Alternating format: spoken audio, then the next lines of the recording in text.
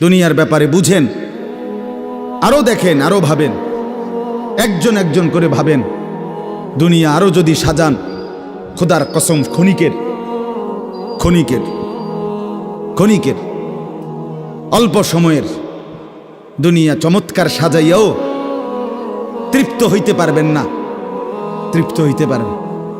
এবছর চমৎকার রং দিছেন বিল্ডিংয়ে, 2 বছরের মাথাত বিভিন্ন খান দিয়া চামড়া উঠিয়া এটা আবার যেই সেই, ঠিক কিনা বলেন? তা আবার রং দাও। এই সোফা চমৎকার বানাইছিল, ওই যে বার্নিশ নাই, দেখেন এই যে সোফা, এটা এই যে দেখেন, কথা বলেন না, এই সোফা এটার মধ্যে আসেনি অন বার্নিশ, তো এটা আবার কি করতে হইব? তো লাভ হইল কই? দুনিয়া তো ধোকা, দুনিয়া ধোকা। এই সৌন্দর্যময় চেহারা নারী 30 বছরের ব্যবধানে উনি বুড়ি, আর কেউ ফিররা হেদিকে ফিরা সেফও হালায় না। আজ যেই যুবতী, যেই বেহায়া নারী, বেপর্দা মহিলা বাজারে বাজারে ঘুরতো, যৌবন, আরে সেটা তার সম্পদ না, তারটা হইলে তো নিজের হইলে তো সে কখনোই বুড়া হইতো না। আল্লাহ তাআলা বলছে, আমি যখন যৌবন শেষ করে দিলাম, তো এখন আর কোন পুরুষ তার দিকে ফিররা থুতুও বালায় না। দুনিয়া এক অবস্থায় থাকে না, এক হালাতে থাকে না বাপ। এই জন্য ছেলেদেরকেও বলি, বাপ জিন্দেগি সুন্দর কর। তোমার এই হাসি থাকবে, তোমার এই সুস্থ সুন্দর সুঠাম দেহ থাকবে।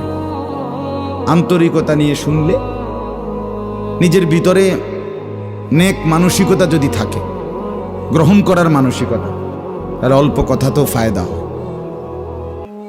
আর গ্রহণ করার মানসিকতা না থাকলেও 50 বছর শুনলেও গুনার অভ্যাস ছুটে না।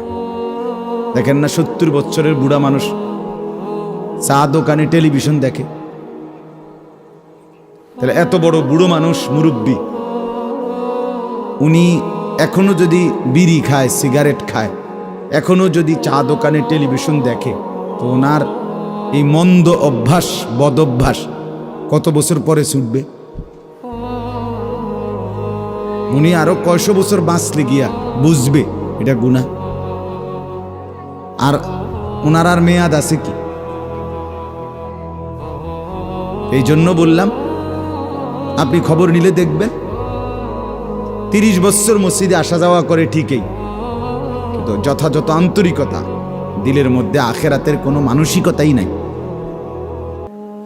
নিজেকে বদলানোর অনুভূতিই নাই, ফিকিরে নাই। সোজা কথা, পরকাল বলতে কিছু, এখন যা আছি তাই। এখন সুখে থাকলে সুখী দুনিয়া, এখন দুঃখে থাকলে দুঃখী। জিফুত যদি ঠিকমতো খানা খাদ্য খাওয়ায় খুশি, ঠিকমতো খানা খাদ্য নাই দুঃখী। মানে দুনিয়া পেলে খুশি, দুনিয়া না পেলে দুঃখী। লাভ লোকসান, আয় ব্যয়, হিসাব কিতাব, সুখ আনন্দ, দুঃখ বেদনা, হাসি কান্না, আবেগ অনুভূতি, সবটাই শুধুই দুনিয়াকে কেন্দ্র। এখানে কি পেলাম? এখন কি পেলাম? এখন কি পেলাম? ইনহিয়া ইল্লা হায়াতুনা দুনিয়া নামুতু ওয়া নাহইয়া। আল্লাহ তাআলা বলেন, নাফরমান আর পাপীদের জীবন কেমন হয়? কোরআনে আল্লাহ বলছেন, তাদের অবস্থা হয় এমন যে তারা বলে জীবন কেবলই দুনিয়ারটা, আর কোথাও জীবন নেই, আর কিছু নাই। নামুতু ওয়া নাহইয়া, এখানেই মরব, এখানেই বাঁচব। ওমা নাহনু বিমাবউসিন। আল্লাহ বলেন, নাফরমানদের দিলের মধ্যে এই বিশ্বাস যে আমাদেরকে পুনরায় কোথাও উঠানো হবে না।